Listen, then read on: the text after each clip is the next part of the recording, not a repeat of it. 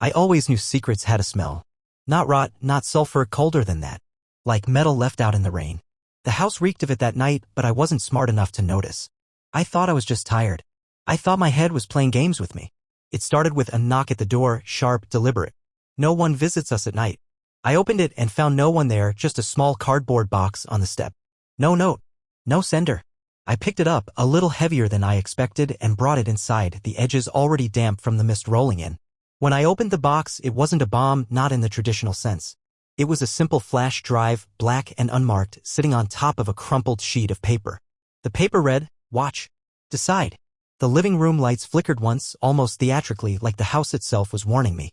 I plugged the drive into my laptop, feeling ridiculous and paranoid. My heart wasn't racing yet. That would come later. The video was rough, handheld, amateur. It showed a woman, my wife, Claire, straddling a man in a car I didn't recognize.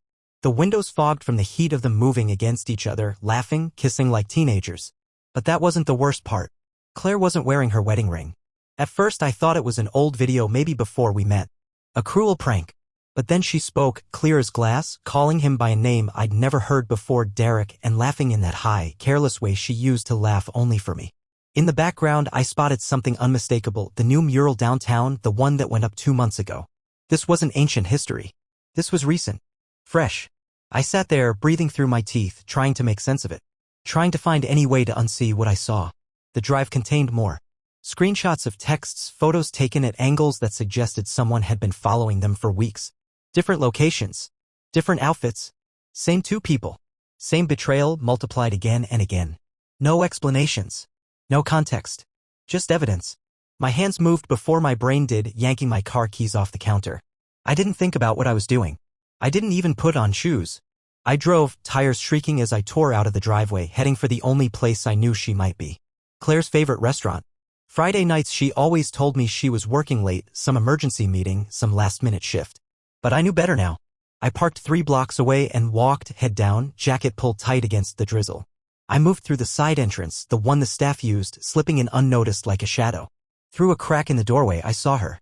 Claire, at a table for 2 near the back, sitting with a man I instantly recognized from the video. Derek was real. She was laughing, leaning across the table, her hand brushing his as if by accident. No wedding ring in sight. No guilt, no second thoughts. She looked free. She looked happy. Happier than she had in months, maybe years. And I realized something then, she hadn't just lied to me. She had abandoned me long before tonight. She had checked out of our marriage and never even bothered to leave a note. I could have left right then. I could have walked out and never looked back. But something colder and sharper rooted me to the spot. I wasn't ready to be the fool walking away. Not yet. And so I waited, watching, planning, letting the first seeds of something dark and necessary take root inside me. The night wasn't over. It was just getting interesting. I didn't rush in like some idiot with a bruised ego. No. I stood there, half hidden behind the doorframe, memorizing every detail. Claire wore the same blue sweater I had bought her for our anniversary, the one she said she loved too much to wear often. She was wearing it for him. She touched his hand again, this time lingering longer, laughing at something he whispered. It wasn't the laugh she gave me lately, the polite, practiced one that sounded like she was checking a box. No, this was alive, breathing, real. The kind of laugh she used to save for nights when we stayed up talking until 3 a.m. about nothing at all. I felt the moment my patience cracked, not with a bang, but a clean, silent snap inside my chest. I pulled out my phone and took a photo. Then another. Close-ups. Her smiling. Him smirking like he had already won. Evidence not for a courtroom, not for some dramatic confrontation on a TV show. No, this was for me. A record. Proof that I wasn't crazy. Proof that love could die and no one would even send flowers. I backed away without a sound, walked out into the rain, and sat in my car with the engine off. Watching. Waiting. Half an hour later, they came out. Claire clutched Derek's arm like a trophy wife at a country club. They didn't look around. They weren't worried. Why would they be? To them, I was already dead, a ghost she occasionally texted out of obligation. They got into a silver Lexus, not hers, not ours. His. I memorized the plate. Another receipt for my growing collection. I followed them. Not close enough to be obvious, but close enough to see where this night was heading. They drove through side streets, laughing, headlights slicing through the misty dark. I turned off my own headlights, creeping behind them like a shadow with a purpose. They pulled up to a house I'd never seen before, small but clean, tucked between 2 abandoned properties. No neighbors close enough to hear things they shouldn't. Convenient. She jumped out of the car first, barefoot, laughing as Derek chased her to the front door. She didn't even glance back. Not once. I watched the door close behind them. Watched the porch light blink out. Then I sat there. 5 minutes. 10. 15. I wasn't sure what I was waiting for. Maybe a sign from the universe. Maybe a better man would have driven home, packed his things, sent her a note as cold and silent as her betrayal. But I wasn't that man. Not anymore.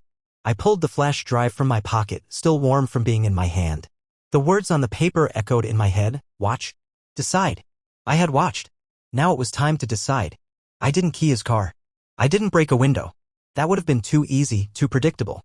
Instead, I drove to the nearest gas station, bought a disposable phone, and in the freezing rain under a flickering streetlight, I started sending the photos. To her parents. To her sisters. To our mutual friends. To her boss. No words. Just the pictures. Let them draw their own conclusions. Let them see her for who she really was, not the smiling, sweet Claire who brought pies to company picnics and hugged everyone at Christmas. No, this was a different woman. One who lied without blinking. One who laughed in her husband's face without even knowing it. By the time I finished, the rain had soaked through my jacket. I barely felt it. I started the car and sat there, the engine idling, waiting for the world to shift. It didn't take long. My burner phone lit up with message after message, some confused, some furious. One from her sister simply said, "Is this real?" I didn't answer. I didn't have to. I threw the phone out the window into a ditch and drove home, feeling lighter than I had in months. The night wasn't over. Claire had no idea yet. But she would. And the next move would be mine. I parked 2 blocks away from our house and walked the rest of the distance through the rain, my shoes dragging through puddles I didn't bother avoiding. The porch light was still on, warm and inviting like a lie you want to believe in. For a second, I almost convinced myself to turn around. To spare myself the next act of this pathetic play. But I didn't. When I stepped inside, everything was too perfect. The couch cushions were fluffed, the dining table was set with 2 plates as if she still believed we were that couple who made time for each other. As if tonight wasn't just another insult waiting to be unwrapped. I went upstairs, peeled off my wet jacket and sat on the edge of the bed. Waiting. No TV. No phone. Just the hum of the house breathing around me, oblivious to the storm outside and inside. An hour passed. Then 2. My stomach growled, but I ignored it. Hunger was nothing compared to the ache hollowing out my chest. At 1:46 a.m. headlights sliced across the window. I heard her key in the lock, her familiar shuffle across the floor, the way she always dropped her purse with a soft thud by the door. "Babe," she called, voice bright, forced. "You're still up." I said nothing. I wanted her to come to me. To walk right into the trap she had built with her own hands. She appeared in the doorway, hair damp from the rain, cheeks flushed from more than just the cold. Her sweater clung to her like it had been tugged at, pulled on. I noticed the faint red mark on her neck, not quite hidden by her collar. She smiled, that smile, the one she thought could fix anything, and crossed the room. "Long day," she said, leaning in to kiss me. I turned my head away and her lips caught nothing but air. That's when her smile faltered. Just a fraction. Just enough. "What's wrong?" she asked, voice dripping with pretend concern. I stood up slowly, towering over her. I reached into my pocket and pulled out a single printed photo, her hand in Derek's, laughing over a dinner she claimed to have missed because of a mandatory meeting. I didn't hand it to her. I let it fall. The photo fluttered down between us, landing at her feet. For a moment, the only sound was the rain tapping against the window. Claire stared at it. Then at me. And for a heartbeat, a flicker of something real crossed her face, not guilt, not sorrow. Annoyance. "You've been following me?" she snapped, the warmth draining from her voice like water down a sink. That was her first instinct. Not apology. Not regret. Defense. I laughed bitter and low. "I didn't have to. You made it easy." She crossed her arms, that smug tilt to her chin surfacing like a shark from deep water. "You're overreacting. It's not what you think." I almost admired her nerve. Almost? Really? Then explain the texts. The dinner. The motel. The back seat of his car. Should I go on? I asked, my voice sharper than broken glass. She had the audacity to roll her eyes. Roll. Her. Eyes. "You're being so dramatic," she said. "It was just fun. It didn't mean anything. Fun." That word hit harder than a punch. 6 years of loyalty. Of compromises. Of loving her even when she didn't deserve it. And to her, it was just fun. "How long?" I asked, forcing the words past the tightness in my throat. She shrugged. Shrugged. Like I had asked her what she wanted for dinner. "A few months. Maybe more," she said, inspecting her nails like she was bored already. "I don't know, Tom. It's not like I was keeping a diary." Tom. Hearing my name in her mouth now felt obscene. I turned away, afraid of what I might say or do if I kept looking at her. "You know," I said quietly, "I used to think if something like this ever happened, I'd fight for us. Try to fix it. She didn't respond. She didn't even pretend to look sorry. But you're not worth saving, I said, tasting the truth as it left my mouth. Not anymore. Claire laughed then, a short, ugly sound, and flopped onto the bed like this whole thing was just an inconvenience she had to sit through. You're so full of yourself, she said, flipping through her phone. You think you're some victim? Maybe if you hadn't been so boring, I wouldn't have needed more. The words didn't hurt. Not the way she wanted them to. They liberated me. I realized then she wasn't broken. She wasn't lost. She was exactly where she wanted to be. And she had been for a long, long time. I walked out of the bedroom without another word, her laughter echoing down the hallway behind me like a victory anthem. But the night wasn't finished with her yet. Not even close. I didn't sleep that night. Sleep was for people who had the luxury of pretending tomorrow would be better. I sat at the kitchen table instead, the clock ticking so loudly it felt like a nail being driven into my skull with every second that passed. Claire didn't come downstairs. She stayed up there, locked in the bedroom we once shared, probably texting Derek or whoever the next lucky contestant was. I imagined her lying in bed, legs tangled in the sheets, laughing into her phone while I sat below, counting the cracks in the ceiling. By morning, my mind was sharper than it had been in years. Rage clears a man's head like nothing else. I made coffee, took a shower, put on my best suit. The one Claire said made me look like a man who actually matters. I let that one echo in my mind for a bit. At exactly 8 a.m. I pulled a box out of the hall closet, the box she never bothered to ask about. Inside was everything she thought she had hidden from me. Receipts from hotels, printouts of texts she'd deleted, even a spare phone I'd found tucked between couch cushions, still buzzing with desperate, disgusting little messages. She wasn't careful. She thought I was too stupid, too trusting, too boring to ever notice. That's the thing about people like Claire, they mistake kindness for weakness.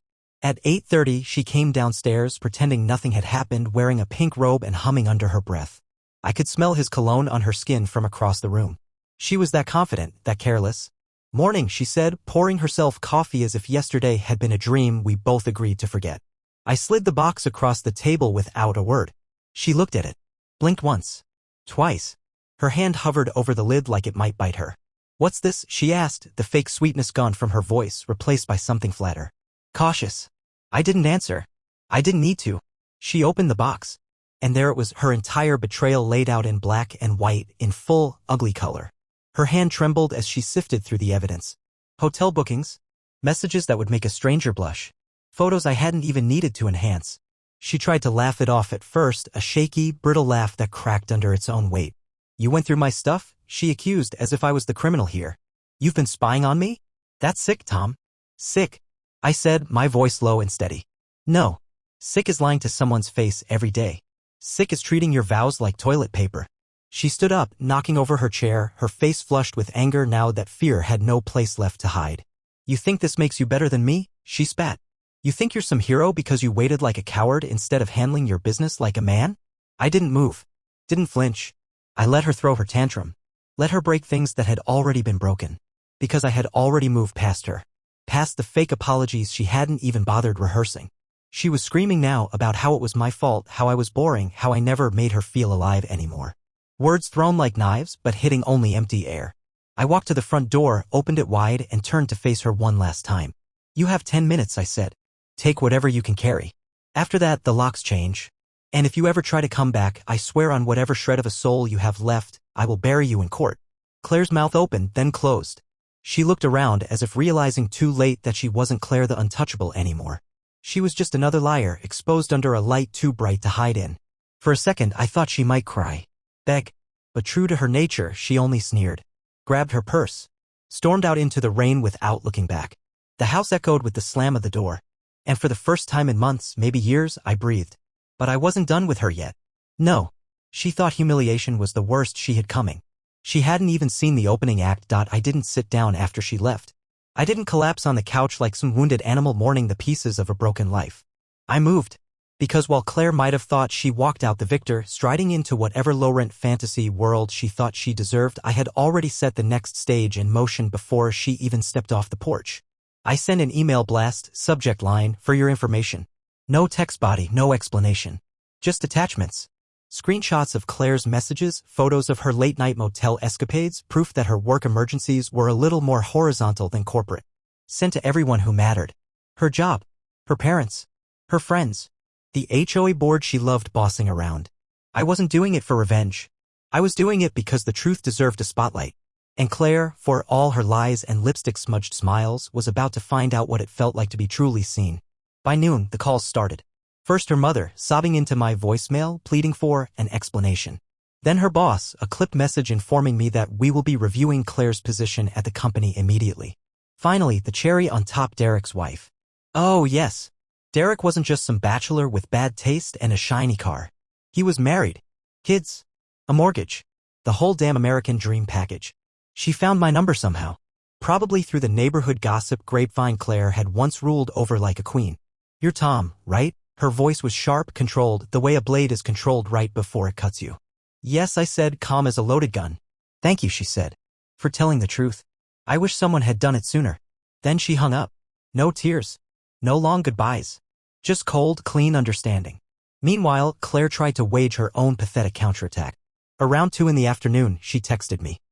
You ruined my life. I stared at the message for a long time, feeling absolutely nothing. Not hate. Not satisfaction. Not even triumph. Just a hollow acknowledgement that she had done that all by herself. I blocked her number without replying. But I wasn't done. One last thing needed to be handled. The house. Legally, Claire had no claim to it. I'd bought it before the marriage. Paid every dime of the mortgage myself. Her name wasn't on the deed. A technicality she hadn't bothered to correct because she thought she'd never need to. But I wasn't going to leave reminders of her behind. No, this house would be scrubbed of her existence like a crime scene. I went room by room, packing up everything that smelled like her. Clothes, shoes, jewelry she flaunted like a prize she hadn't earned. Perfume bottles lined up like tiny monuments to her fake persona. All of it went into garbage bags, tied tight. I left them in the driveway. When she came to collect her stuff, she would do it under the same open sky she had betrayed me under, with every nosy neighbor peeking through curtains watching the fallen queen scramble for her crown. And she would have no one to blame but herself. The final message I left her was painted in silence. No closure. No arguments. No second chances. Just emptiness and the echo of the life she threw away for nothing more than a temporary high. And as I watched the rain wash the dirt from the driveway, I understood something with a clarity I hadn't felt in years. Justice doesn't always come with sirens and gavels. Sometimes it comes quietly in the way people turn their backs when you walk by. In the way doors close where they once opened. In the way your name, once spoken with love, becomes a warning whispered in disgust. Claire wasn't just losing me. She was losing everything. And she hadn't even begun to realize it yet. 3 days passed. 3 days of silence broken only by the occasional bang of a trash bag hitting the bottom of a dumpster. 3 days where the world continued to turn, but Claire's orbit collapsed in on itself. The messages from mutual friends slowed, changed tone. Some were sharp with betrayal, others dripping with half-hearted pity, but none of them offered her shelter. She was radioactive now. Toxic. A warning flare of what happens when you build your life on a lie and dare the world to notice. On the 4th day, she showed up. I heard her car screech into the driveway like she was trying to rip the tires straight off the rims. I didn't move from the living room window where I was standing, mug in hand, watching the last threads of her dignity snap. Claire stumbled out, no umbrella, no jacket, hair wild and dripping. Her clothes were wrinkled, not sexy wrinkled, but desperate, slept in the car for 2 days wrinkled. She banged on the door with the side of her fist. Open up, she shouted. Tom, you can't do this. I took another sip of coffee, letting her scream echo against the closed door, bounce back at her, unanswered. You're being petty, she shrieked, her voice cracking. You think you're better than me? You're not. You're a sad, boring man who couldn't keep his wife interested. I didn't open the door. I didn't even flinch. Instead, I walked calmly to the side window, pulled back the curtain just enough to see her. When she spotted me, her expression twisted. A cocktail of rage, panic, and something else, the dawning horror of a woman who realized that the script she always counted on wasn't working anymore. She wasn't the victim. She wasn't the prize. She was the cautionary tale. You're gonna regret this, she screamed, kicking one of the garbage bags hard enough that her heel snapped off her soaked designer boot. I smiled, not because I wanted to hurt her, but because for the first time, Claire was finally seeing herself without the protective varnish of lies. She picked up one of the bags and threw it at the front door. It burst open on impact, her clothes spilling into the mud. Silk blouses, overpriced shoes, fake sentimentality drowning in rainwater and filth. I still didn't open the door. Instead, I walked to the kitchen, grabbed my phone, and pressed record, capturing every frantic, flailing second of her meltdown. Not to post online. Not to spread like poison. But for me. A trophy. Proof that justice didn't always wear a black robe, sometimes it wore a pink bathrobe, screamed threats into the rain, and lost everything it thought was guaranteed. After half an hour, Claire broke. She collapsed onto the porch, hair plastered to her face, sobbing into her hands like the world owed her a second chance. And maybe it did. But not from me. Never from me. I ended the recording and texted it to my lawyer along with a simple message. If she tries to fight the divorce, show them this. Clean. Simple. Undeniable. When the sobs finally choked off into silence, Claire stumbled back to her car, slammed the door so hard I thought the glass might shatter, and peeled out of the driveway, spinning mud in every direction. I watched until the taillights vanished into the storm. Then I closed the curtains, locked the door, and turned off the porch light. The house felt heavier without her screaming. Quieter. Older. But it also felt mine again in a way it hadn't for years. And for the first time since the box arrived on my doorstep, I realized something. I wasn't mourning the woman who left. I was celebrating the man she could no longer touch. Because the best revenge isn't rage. It isn't humiliation. It's surviving. And I was just getting started. I didn't hear from Claire for a week. Not a text. Not a call. Not a pathetic handwritten letter begging for forgiveness like in bad movies. Nothing. And I liked it that way. The silence wasn't empty. It was a clean slate. A reminder that life had existed before her and would roar louder without her. But peace never lasts when someone like Claire is involved. On a Thursday afternoon, a courier arrived. No knock, no polite greeting. Just a thick manila envelope shoved through the mail slot like a threat. I didn't rush to open it. I finished my coffee first. Watched the steam curl from the rim like it had somewhere better to be. When I finally slit the envelope open, my hands were steady. Inside was a single sheet of paper, a summons. Claire was contesting the divorce. No apology. No admissions. No compromises. She wanted half. Of everything. Despite contributing nothing. Despite lying, cheating, humiliating me in front of everyone we knew. She thought she still deserved a payday. I laughed then. Not a bitter laugh, not broken. It was genuine. Deep from the gut. Because Claire wasn't playing a long game. She was drowning. And like every drowning thing, she was clawing at anything nearby, even if it meant pulling herself deeper into the water. I called my lawyer. A sharp, brutal woman named Laura who didn't blink when I laid it all out for her. She didn't flinch when I sent her the videos. The screenshots. The endless, damning evidence. When I finished talking, Laura simply said, "This will be fun. Court wasn't for another month." Claire must have thought I would crack under the pressure. Begged to settle. Offer her a chunk of the house, the savings, the scraps of the life she set on fire. She didn't know me at all. While she played at being the victim on social media, spinning new lies to anyone foolish enough to listen, I was laying bricks. I closed joint accounts. I changed passwords. I notified every mutual friend that no, there would be no reconciliation, no happy ending second chapter. Claire wasn't a mistake. She was a warning. And I wasn't going to repeat it. One night, while sorting through the last remnants of our shared life, I found an old anniversary card she had given me 2 years ago. It was laughably fake now, the flowery handwriting, the empty promises about forever. I didn't tear it up. I didn't set it on fire. I framed it. Hung it in the hallway leading to the basement. A private exhibit. A reminder. Not of love, but of how far I was willing to go to never be a fool again. When people show you who they are, you should believe them the first time. Claire showed me. I just hadn't been ready to see. Now I saw everything. And so would everyone else when the real battle began. The day of the hearing arrived cold and sharp, like the world itself was eager to watch the collapse. I wore a simple black suit. No tie. No frills. Just the weight of truth on my shoulders. Claire arrived late, dragging a broken designer bag, hair pulled into a messy bun she once would have mocked other women for wearing. She avoided my eyes, clutching some worn leather folder to her chest like it could shield her from what was coming. The courtroom wasn't dramatic. No shouting matches, no gavel-slamming theatrics. Just white walls, tired faces, and the slow, grinding wheels of real justice. Claire's lawyer, a greasy man with a cheap haircut and an even cheaper suit, tried to spin the narrative. Poor Claire, emotionally abandoned. Poor Claire, seeking comfort in the arms of another because her husband failed to connect with her emotionally. I didn't even blink. Because when it was our turn, Laura stood up like a surgeon picking up her scalpel. And she cut Claire's lies apart with clinical, merciless precision. Every photo. Every text. Every time-stamped hotel receipt. Displayed without drama, without flair, just cold, undeniable fact.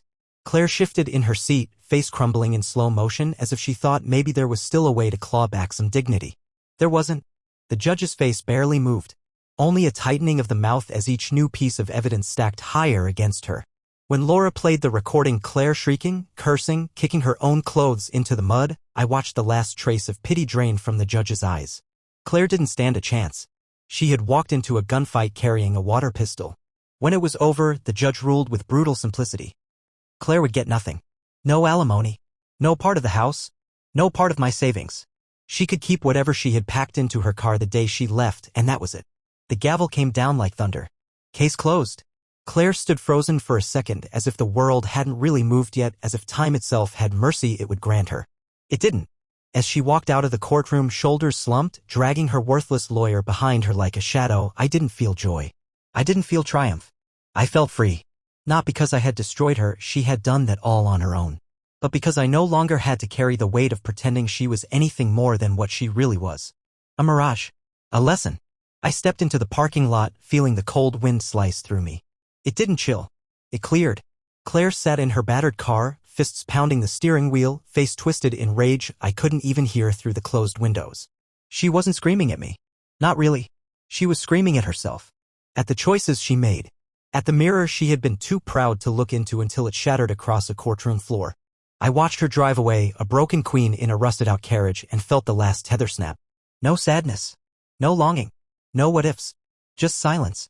And the endless open road ahead. The world after Claire wasn't the same, not because it was broken, but because it was finally real. The first morning I woke up alone, the sunlight slicing through the curtains was sharp, almost violent. No fake good mornings, no sickly sweet kisses that tasted like guilt. Just the clean, brutal air of honesty. I made breakfast for one. I played music she hated. I laughed at jokes I didn't have to explain anymore. Piece by piece, the weight fell off me. I sold the bed.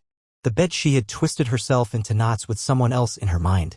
I replaced it with something harder, cleaner, something that didn't carry the smell of betrayal. I ripped out the stupid live, laugh, love signs she had tacked up in every hallway like spells against the life she was actively destroying. I repainted the walls. I replaced the floors. I scrubbed every last fingerprint she had ever left behind until the house itself forgot her name. And somewhere in that hurricane of movement I found something unexpected. Myself. The version of me she had buried under years of subtle cuts and careful sabotage. The man who didn't apologize for taking up space. The man who didn't need permission to be whole. People started to notice. Old friends who had fallen away during the marriage drifted back, testing the waters. Neighbors who used to give Claire fake smiles now nodded at me with something closer to respect. Even my own reflection in the mirror had changed. Sharper. Clearer. Not harder, just real. Claire tried once, just once, to worm her way back in. An email. No subject line. Just 4 words. Can we talk? I didn't open it. I didn't reply. I deleted it without hesitation. Because there was nothing left to say. Claire wasn't a ghost haunting the ruins of my life. She was the wreckage I had stepped over on my way out of hell. And I wasn't looking back. I started planning trips I never would have dared when I was shackled to her endless complaints and invisible chains. Road trips. Flights overseas. Nights spent under unfamiliar stars instead of suffocating under the ceiling of a loveless home. Freedom didn't come with fireworks. It came with quiet mornings. It came with the steady, patient beat of a heart no longer begging for scraps. Claire was out there somewhere, probably spinning her next story, looking for her next audience. Maybe she would find someone new to fool. Maybe she wouldn't. It didn't matter. Her story had ended here. In this house. In that courtroom. In the silence that she mistook for weakness and never understood was really strength. My life wasn't about Claire anymore. It was about everything she could never touch again. 6 months after Claire vanished from my life, I stood on the edge of a cliff overlooking the ocean, the wind tearing at my jacket, the salt biting at my skin. There was no ceremony, no poetic goodbye whispered to the waves. I didn't need it. I pulled a small box from my pocket, the last relic of her, our wedding bands sealed inside, untouched since the day she spat on every vow we had ever spoken. Without hesitation, I hurled the box into the churning surf below. Watched it vanish without a splash, swallowed whole by something bigger and older and infinitely more honest than anything Claire had ever been. I didn't say a word. The act spoke enough for both of us. On the way back to my car, my phone buzzed. A message from a number I didn't recognize. No words. Just a photo. Claire. Sitting alone at some rundown bar, a cracked glass in her hand, mascara bleeding down her cheeks. Pathetic. Desperate. Alone. The caption read. This is what she's become. I never found out who sent it. I never needed to. I stared at the photo for a long moment, feeling nothing. Not pity. Not rage. Not the twisted, ugly satisfaction I thought would come. Just a kind of quiet finality. Claire had made her choices. Built her kingdom of lies. Crowned herself queen of ashes. And I had simply walked away from the wreckage she mistook for a palace. I deleted the message. Deleted the number. Deleted the past. I drove back through the coastal roads, windows down, the air crisp and brutal against my face. No destination. No map. Just the road unfolding ahead, clean and infinite and mine. Every mile was a mile Claire could never follow. Every breath was one she no longer poisoned. The life I had rebuilt wasn't loud. It wasn't flashy. It wasn't something you could measure in money or revenge. It was measured in mornings spent waking up without dread. In nights spent under unfamiliar stars, wide awake with possibility. In the steady knowledge that the worst thing that ever happened to me had also been the best thing. Because sometimes it's not about getting back what you lost. Sometimes it's about realizing you never needed it to begin with. Claire was the fire that burned my old life down. But she was also the storm that cleared the ground. And on that bare, scorched earth, I was building something new. Something she could never touch. Something she could never destroy. My life. My terms. My victory. The kind that doesn't need witnesses. The kind that doesn't need applause. The kind that lasts forever.